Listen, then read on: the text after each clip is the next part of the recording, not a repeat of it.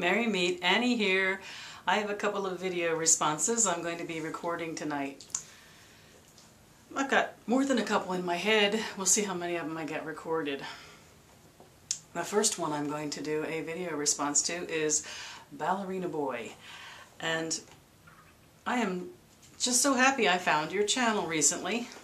I am delighted to meet you and very happy to subscribe to you and looking forward to what you share. And you had mentioned in your videos that how much you enjoy the conversations that come out of video responses. I'm a big fan of video responses too. I'm all about the conversation. I like that.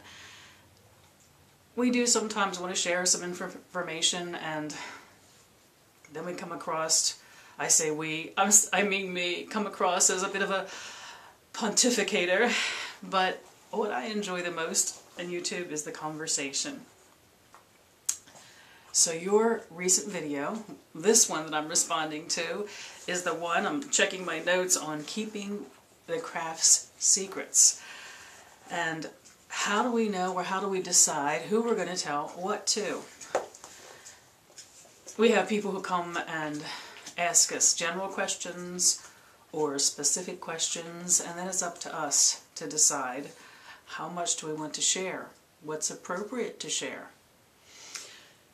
I thought this was an interesting topic, and I was thinking there are two different ways in which I think about what I want to share.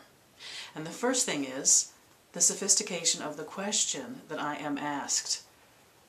Sometimes when people are asking me about my pagan path, it reminds me of, with all due respect to them, we adults have that bad habit sometimes when a child asks us a simple question, sometimes a yes or no, very simple, basic question, and we feel the adult need to explain at some great length, far beyond what the need was.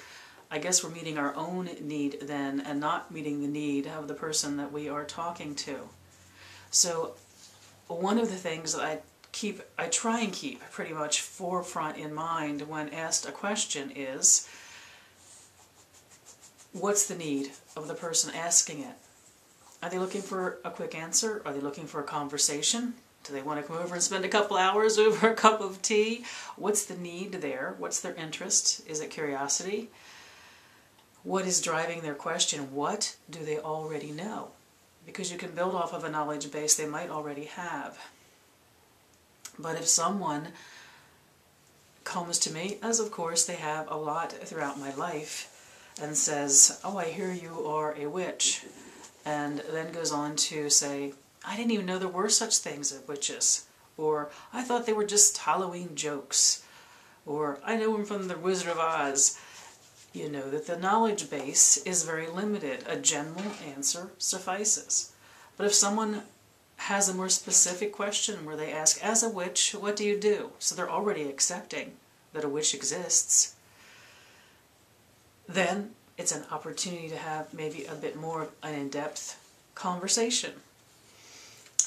So the first thing I keep in mind when I get asked questions is it a simple question?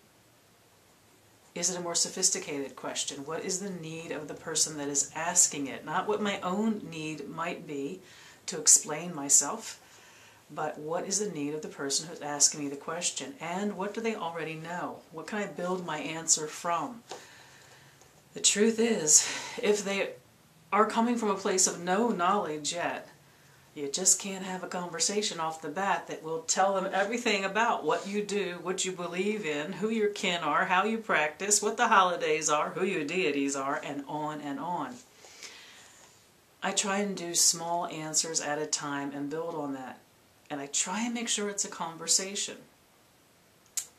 If someone says something to me like, someone told me you're a witch, and I didn't know such a thing existed, and I can tell from their tone of voice there's an unease, I'll say, well, what do you think a witch is? And then I can tell you if I am one. That's a place to start the conversation.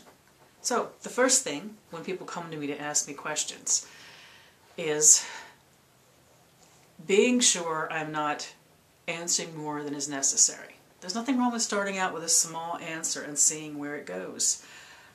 It can build into a more interesting conversation and exchange, but small answers to begin with suffice a good deal of the time, especially if someone's not familiar with us. And then there is, what is their knowledge base already? Whether it's accurate or inaccurate, what are we working from? Not what I'm working from, but what they're working from, and try to respect where they're coming from. Now, when it comes to what I'm comfortable sharing, if we get past that, I made a decision whether it can be a simple, short answer, or whether that person deserves a more detailed response because they're coming from a place of having a certain amount of knowledge to begin with. There are still then 3, I don't want to call them roadblocks, I want to call them considerations about what I will share and with who. Actually, in these 3 instances, it's kind of like what I won't share with anyone. The first thing is, I do come from a traditional background and was traditionally trained. And even though I speak very openly on YouTube about my personal beliefs and what I do and how I practice, I don't share anything about that part of my history. Oh, I acknowledge it exists, refer to it, no problem with that, mention how important it is to me, and the things that I'm comfortable sharing, I'll share. But when it comes down to it, there's a period of my life, because of the promise made to the people who were my family at the time, that's private. It is not shared with others. It isn't even shared with others who profess to have that same background. It is truly meant to be held within the 13 of my original coven, where I was originally initiated. So there's a hunk of things I don't share with anybody, because I cherish them. They are meant to be held to the promise that I originally made to that group. And I'm also involved with my current coven. I'm glad to talk about them, to say how much I love them, to give general descriptions of what we might do when we come together or how we celebrate, but most of what we do is also meant to be held within the family. I don't discuss that. And then there are the things that are my private, intimate, personal celebrations. I, though, have become much more comfortable sharing a lot more about who I am as a solitary practitioner and how I practice privately. I've opened up that world a bit because, in honesty, selfishly, it agreed with me to open it up. It is something that exists separate from promises I've made to the covens I've been part of or the tradition in which I was initiated in. On my own, in my private practice, I feel a lot of freedom to share. I do make decisions what I share. I'm pretty open about my path on YouTube. I speak openly of it in multi-faith and interfaith communities that I'm involved with when I have the opportunity to give less lectures or seminars, talk to educational groups, visit the local university, visit other churches, and even within my own church, my Unitarian Universalist church, to represent my pagan path. Lots of opportunity to share, but there's also a lot of opportunity to pick and choose what I choose to share. I've never felt that I'm somewhere between my private path is an open book and there are things about my private path which are deeply personal and not meant to be shared.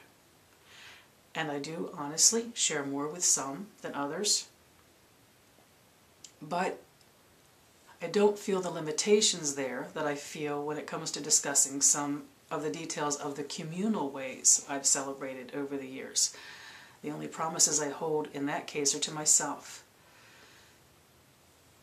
Still, the heaviest influence on what I choose to say and to who comes from the sophistication of their question, the knowledge base they already hold, and taking it tiny in a sense, answering questions simply, asking questions back, and then seeing where the conversation goes. So your question was, when you explain your practice to other people, how involved do you explain it? Some witches don't think it's appropriate to discuss at all what they do. And I think that's perfectly fine. And there is a lot that I do not discuss with others. Even those who are practicing similar to me. Some things are meant to be private. We have the right in our life to choose anything that we want to keep that close to ourselves, to hold that close. In general, I've not found it challenging to decide who I will discuss what with. I think because I take each situation individually. I don't have a pet answer to questions because every person who asks me the question is generally coming from a different place. Different experiences, levels of maturity, open-mindedness or not, knowledge themselves, maybe to a little bit or to no extent about our path. So I don't anticipate that if someone asks me what being a pagan is, or a witch is, or a Wiccan is, or a traditional Wiccan is, I don't have a set answer. I don't have a rehearsed thing that I say, because the conversations only get interesting if I'm truly having them very individually with distinct individuals. I wish you mirth and reverence. Merry part